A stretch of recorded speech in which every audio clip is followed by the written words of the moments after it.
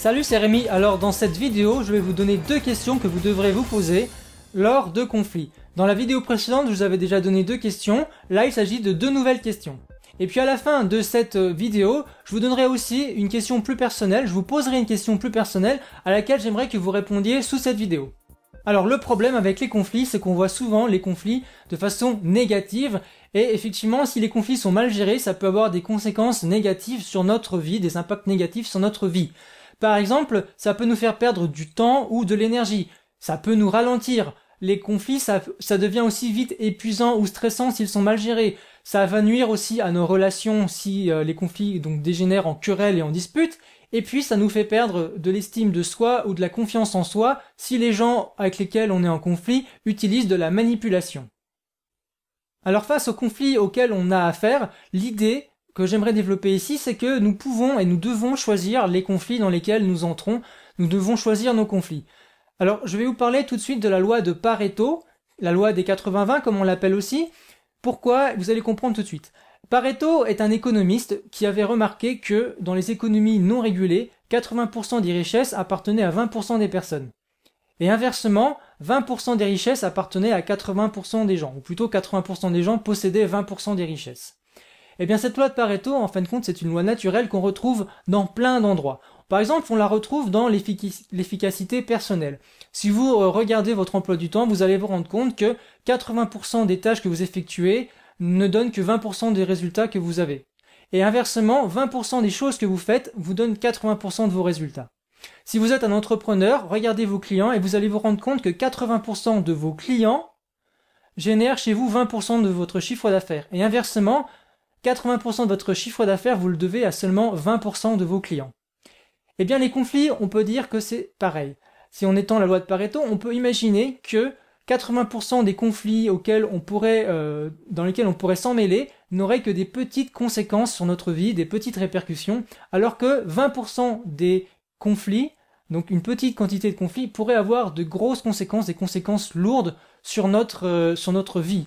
Donc l'idée, c'est de se concentrer sur ces petits conflits, enfin sur ce petit pourcentage de conflits qui peuvent avoir des conséquences lourdes, et de laisser tomber ou de mettre entre parenthèses les autres conflits. Je reviens tout de suite dessus. Alors en effet, avant de réagir à un conflit, donc vous devez vous poser la question suivante, c'est quelle importance a ce conflit? Quel est l'impact de ce conflit sur votre vie s'il est résolu ou s'il n'est pas résolu? Et donc pour cela, vous avez deux questions importantes à vous poser. Voyons ces deux questions. La première question que vous devez vous poser si vous êtes en conflit avec une personne, c'est la suivante. Quel est le degré d'engagement, quel est votre degré d'engagement envers cette personne? Et dans le cas d'un événement, quel est votre degré d'engagement envers cet événement? Donc vous voyez, vous devez vous demander si la situation est amenée à se reproduire et si vous êtes amené à revoir cette personne. La réponse à cette question va vous permettre de savoir combien de temps vous allez investir dans ce conflit, combien d'énergie vous êtes prêt à dépenser dans ce conflit. Donc si vous vous rendez compte que cette personne, vous n'êtes pas amené à la revoir prochainement si cet événement est unique, eh bien vous allez peut-être penser à garder votre énergie pour des problèmes qui en valent vraiment la peine.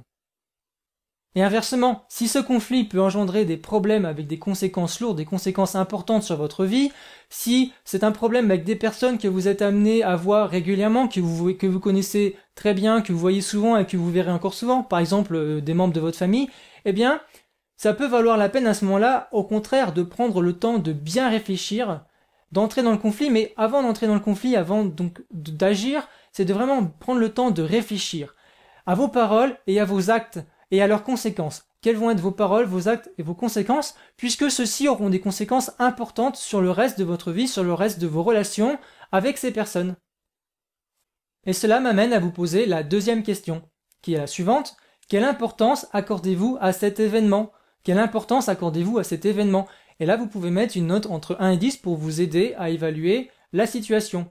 Parce que les divergences d'opinion que vous avez avec les personnes, elles ne sont pas toutes de la même importance. Et certaines ne sont pas assez importantes finalement pour mériter une discussion, pour mériter une négociation.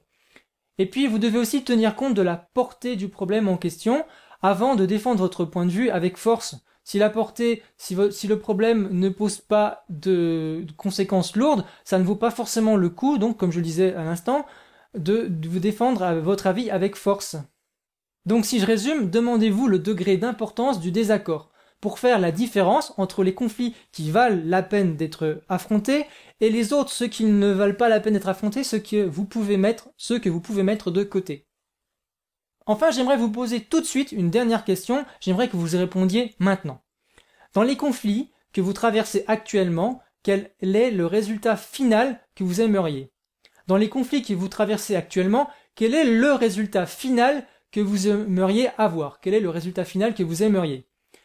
Je vous invite à répondre à cette question tout de suite sous cette vidéo, dans les commentaires. Et je vous dis à bientôt pour une prochaine vidéo. Salut!